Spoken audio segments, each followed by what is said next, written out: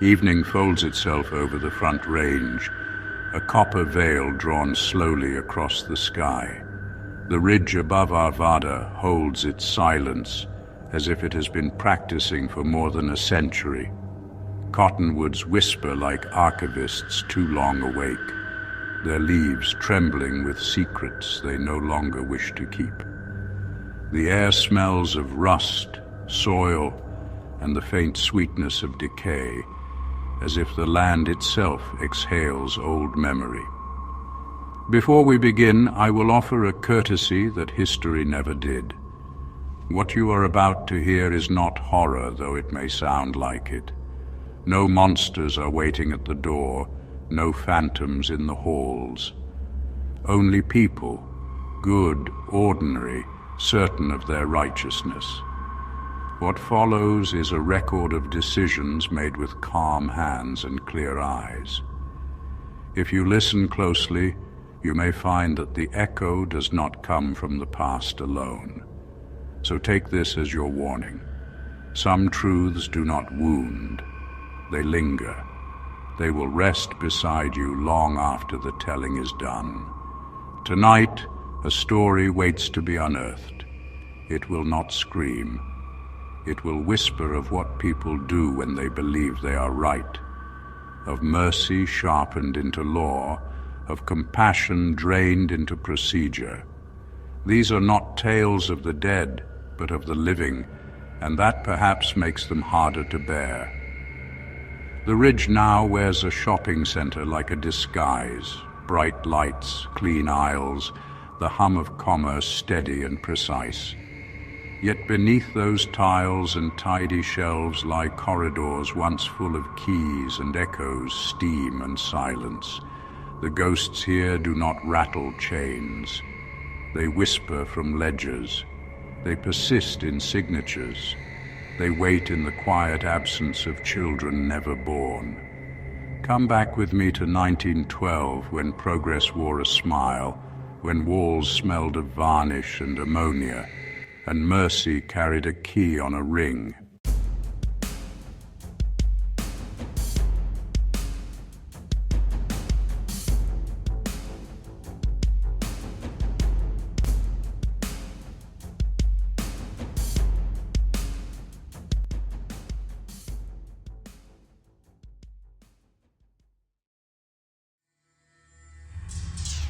In 1912, Colorado built itself a promise.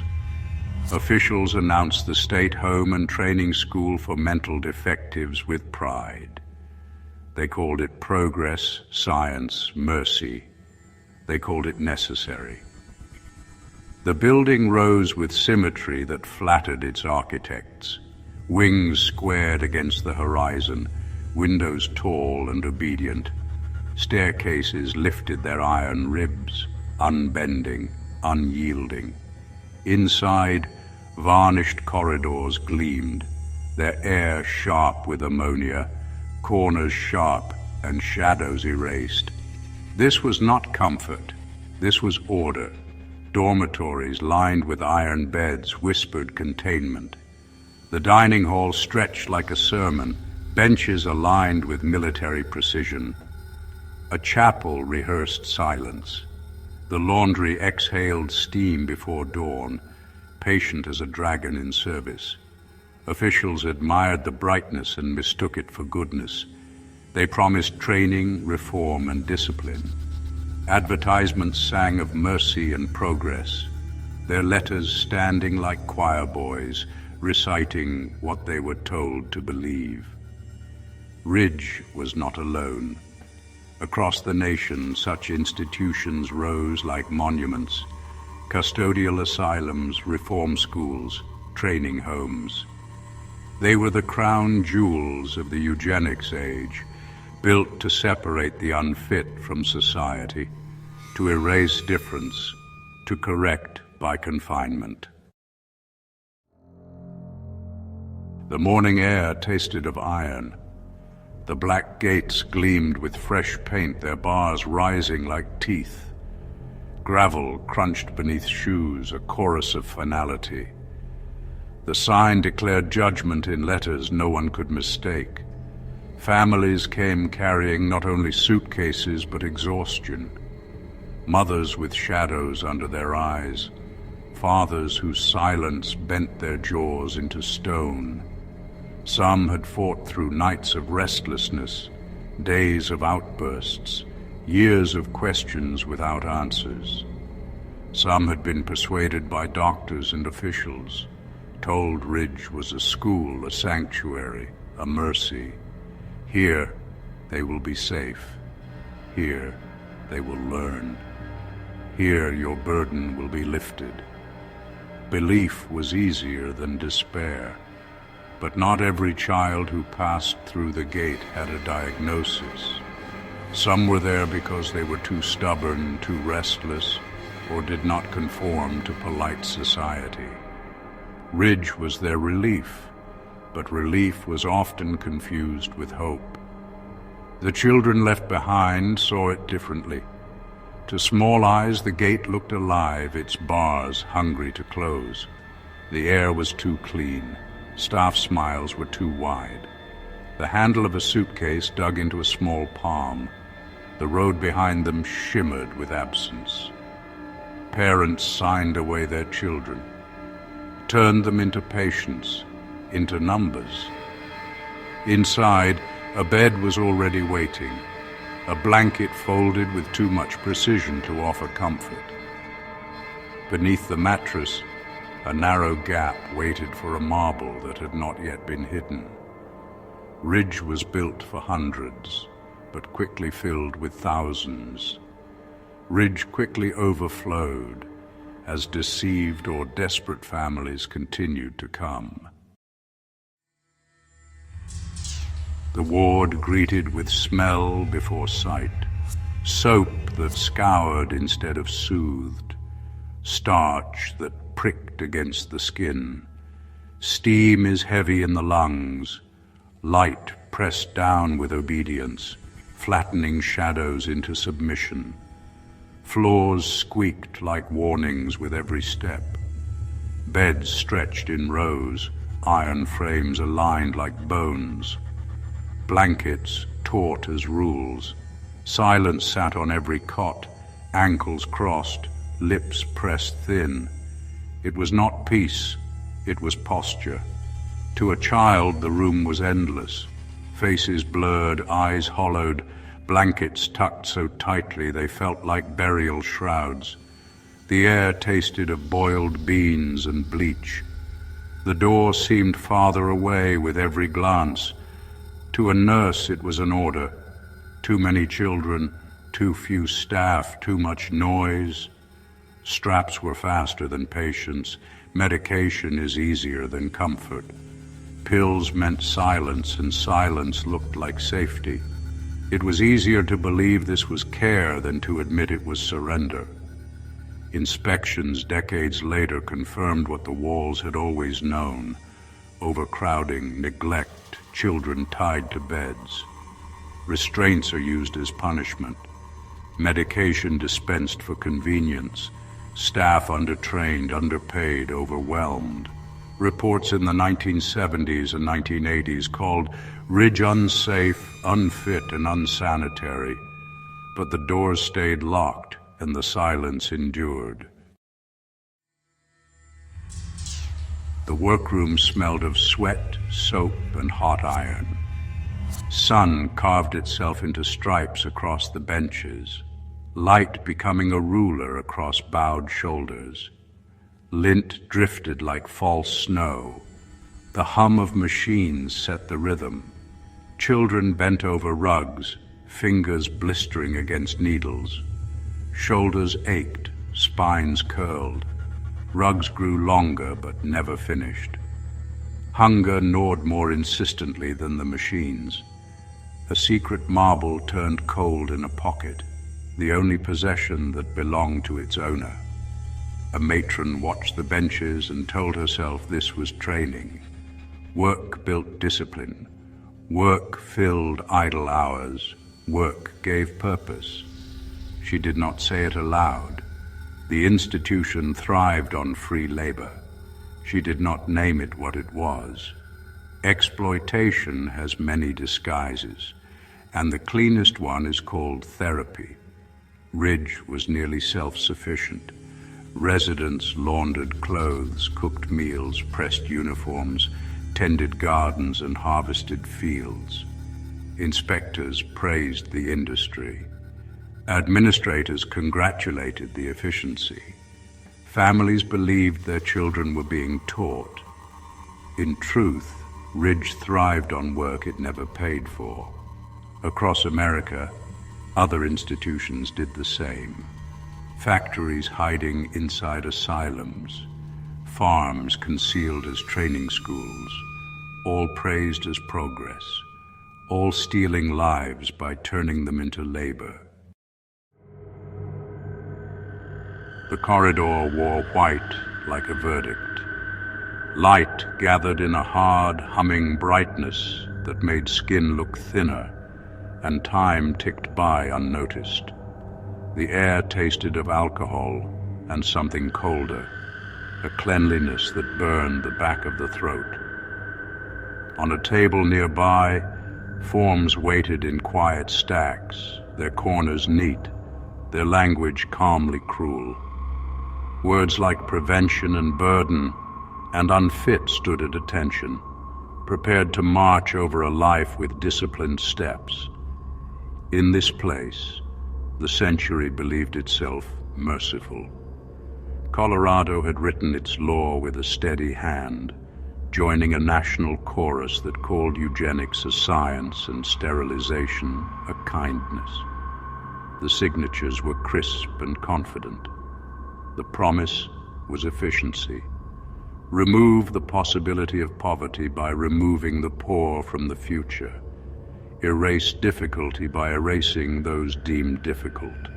The logic rang like cut crystal until you brought a human face to its rim.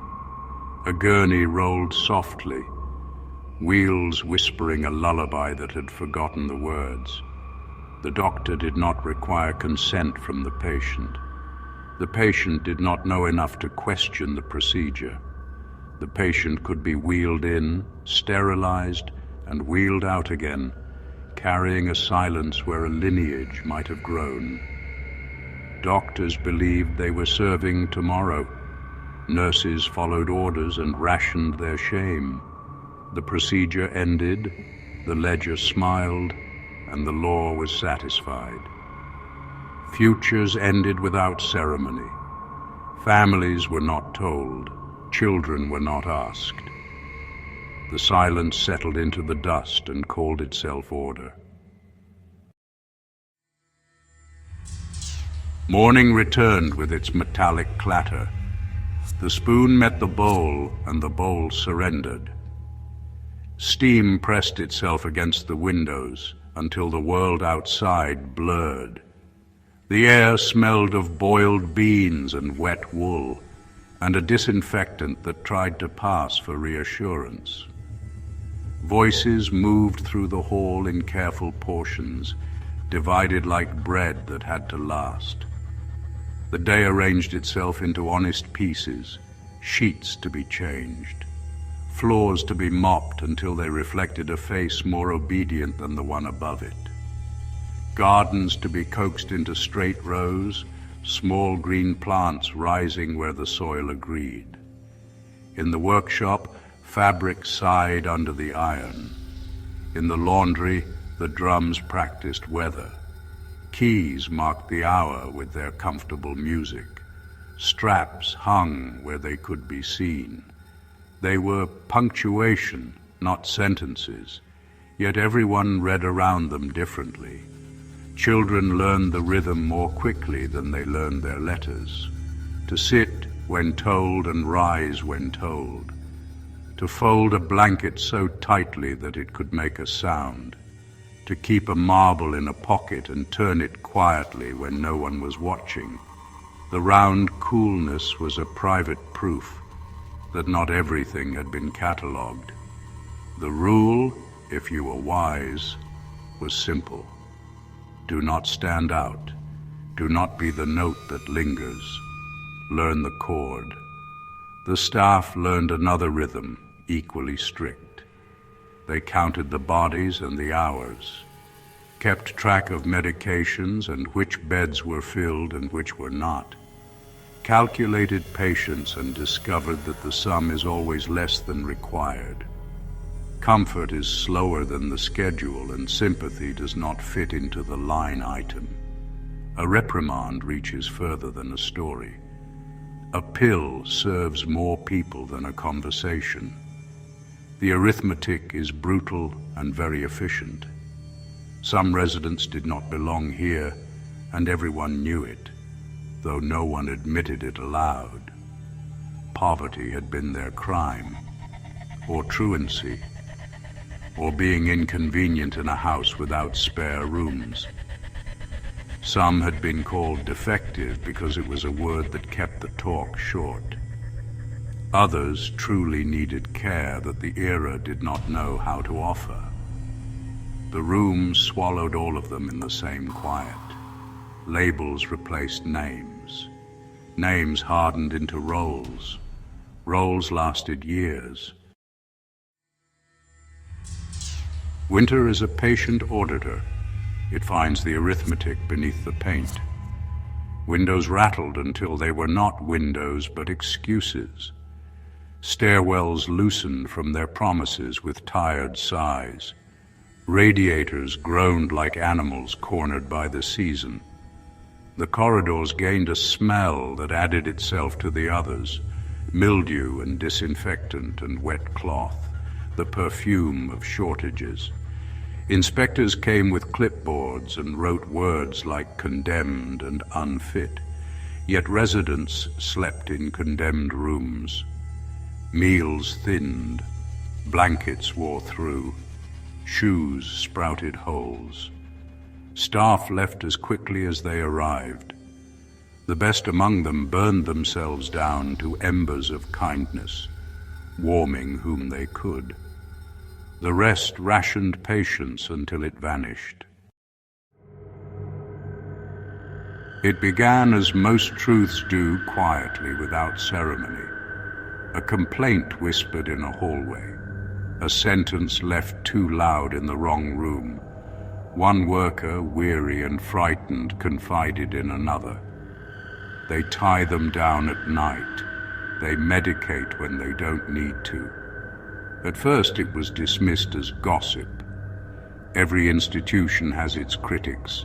Every tired employee finds a story to tell. But stories multiply when ignored. By the mid-1970s, whispers at Ridge Home had grown teeth. They began to bite. In 1976, inspectors filed their first serious warnings.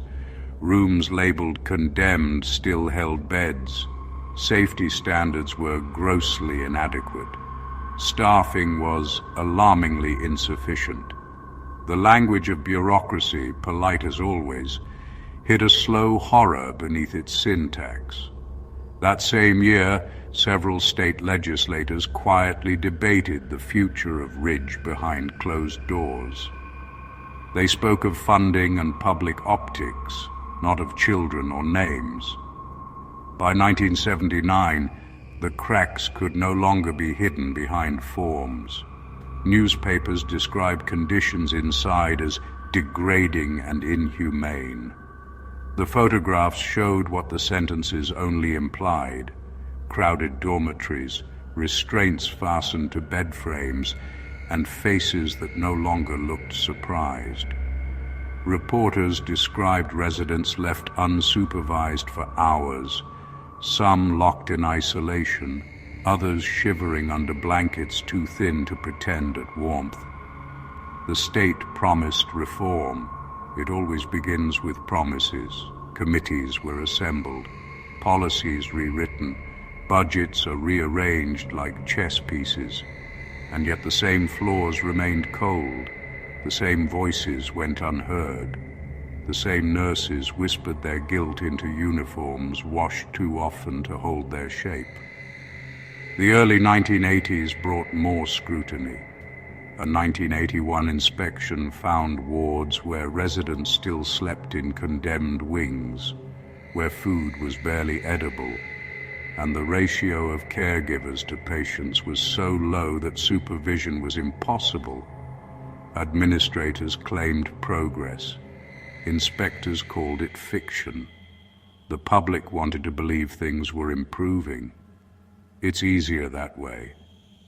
The people of Arvada walked past Ridge every day, telling themselves it was a hospital, a school, a relic of a necessary past. Few asked what those walls looked like up close. Fewer still wanted the answer. The truth spread nonetheless. Whistleblowers found their voices, reporters found their angles, and the state, cornered by its own reports, was forced to listen. By 1985, investigations had reached the governor's office. The facility was labeled unsafe for human habitation, but the doors remained locked. The patients still slept in beds lined up like punctuation marks in a sentence that refused to end. Whispers had become language, but language alone could not open a gate. Ridge listened to the talk and remained still, confident in the inertia of government and the exhaustion of conscience. You expected the truth to roar, but it arrived as a memo. You expected a reckoning, but it came as a committee. Tell me, which is worse? The cruelty of silence or the comfort of words that pretend to care? The hearing room smelled of bureaucracy and tired conviction. Paper.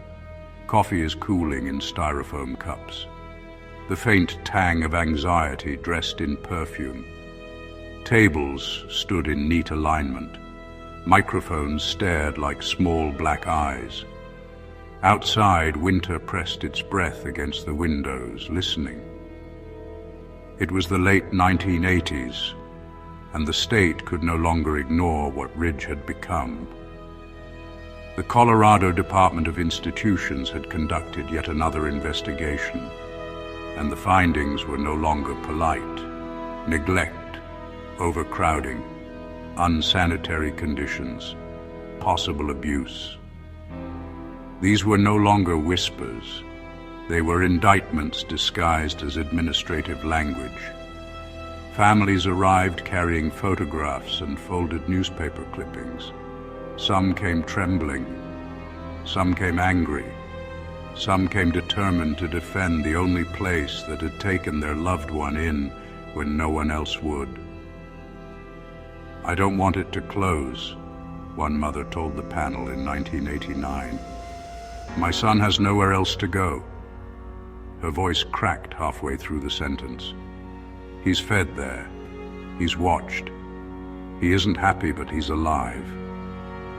Another family followed, faces drawn and pale. "He's not fed," they said. "He's drugged. He's tied down. He comes home with bruises he can't explain. How many reports do you need?" Officials responded with the same practiced poise that had carried the institution through decades of decay: staffing shortages, budgetary limits, pending reforms. They spoke in numbers, ratios, deadlines, the vocabulary of avoidance. Then came the photographs again. The condemned wing is still occupied. A bed beside a broken window patched with cardboard and duct tape. A tray of food that looked like it had already been eaten by time. Inspectors had labeled these images evidence. The families called them proof. Ridge itself might have called them confession. By 1990, the outcome was inevitable. The facility was beyond repair. The state announced that Ridge would close by 1992. The words sounded decisive, but even then, bureaucratic hesitation lingered. Papers shuffled. Protests were filed. Some feared that closing Ridge would only scatter its ghosts elsewhere, into underfunded group homes, nursing facilities, or onto the streets. They were right. but they were also too late. The hearing ended with the thud of a gavel, not the sound of justice, only the punctuation of procedure. The microphones were turned off. The chairs were stacked. The dust in the corners went unacknowledged, though it was the truest witness of all. When Ridge finally shut its doors in 1992, there were no speeches, no farewells. The final residents were relocated in silence. Some cried, some didn't understand they were leaving forever. Others smiled faintly, thinking it another routine transfer. The staff left their badges on the desk and walked out into the cold. Behind them, the building exhaled its last warmth. The next years passed in quiet decay. Windows boarded, files left behind. The grounds are untended, a ghost of bureaucracy left to molder. And in 2004, 12 years after its closure, Ridge was demolished, reduced to dust, to air, to the invisible weight of what people prefer not to see. The hearings promised answers, but all they gave were endings. You call that justice, but tell me, when the gavel falls, does truth rise, or does it sink deeper, out of sight, where the floorboards creak but no one listens? Abandonment arrived slowly. Calendars stopped in 1992. Windows forgot how to open. Dust grew bold. Graffiti replaced rules. Teenagers explored with flashlights. Police checked corners twice. Reporters wrote of toys dissolving into pulp, file cabinets swollen with damp, names trapped inside. The town whispered legends, faces in broken windows, a piano note at midnight, screams mistaken for foxes. Ridge became a ruin, and ruins are honest. They have no schedules left to distract you. Only the shape of absence remains. Demolition came like the weather. Machines bit brick, plaster burst into air, beams surrendered with groans that belonged to carpenters and children both. Dust settled on cars and collars, tasting of lime and rust and soap. People coughed and called it nothing. Dust knew better. In time the shopping center arrived, tile gleaming, aisles bright. Children bargained at checkouts. The present congratulated itself. But the ground kept its records. Roots carried messages. Cottonwoods whispered the same old secrets. Dust had preached, and its sermon lingered in the lungs of the ridge. This place is haunted, yes, but not by white dresses or rattling chains. The haunting is quieter, dressed in uniforms and signatures. It is sterilization passed as kindness. Restraints are called safety. Pills are called solutions. Budgets are called absolution. The haunting is absence.